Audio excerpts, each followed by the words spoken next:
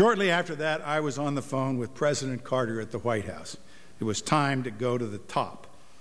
Our two staffs had already put aside partisan interests in dealing with this crisis, and rightly so. They had developed the kind of friendship under fire that such incidents frequently promote.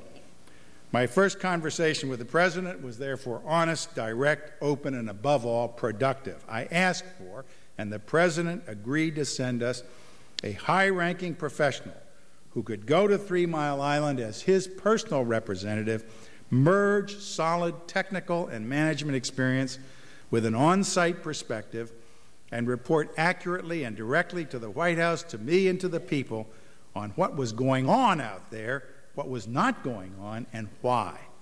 His choice for the task, Harold Denton, the NRC's Director of Nuclear Reactor Regulation, turned out to be a near-perfect one, and his arrival later in the day would represent a real turning point in the crisis.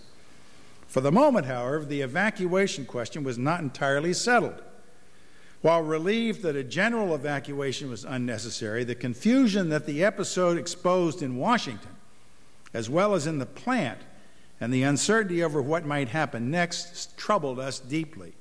We began to wonder on our own if pregnant women and small children, those residents most vulnerable to the effects of radiation, yet relatively easy to move, should be encouraged to leave the area nearest the plant.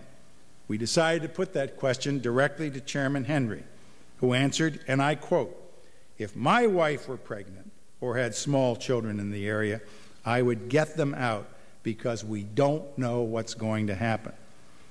Shortly after noon on day 3, therefore, I recommended that pregnant women and preschoolers leave the area within 5 miles of the plant until further notice, and that all schools within that zone be closed as well. I also ordered the opening of evacuation centers at various sites outside the area to shelter those who had no place to go. Current readings, I told the people, are no higher than they were yesterday, but the continued presence of radioactivity in the area and the possibility of further emissions lead me to exercise the utmost of caution. Harold Denton arrived at the plant that afternoon. A 3-way hotline was established there to connect him with me and with the President. Later that night, Harold and I met for the first time and spent an hour and a half reviewing the situation.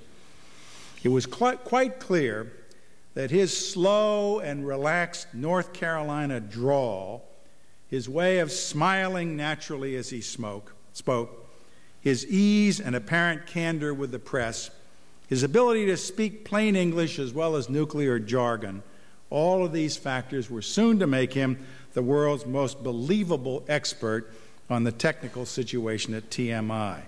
And it wasn't to be long before his value would be put to the test.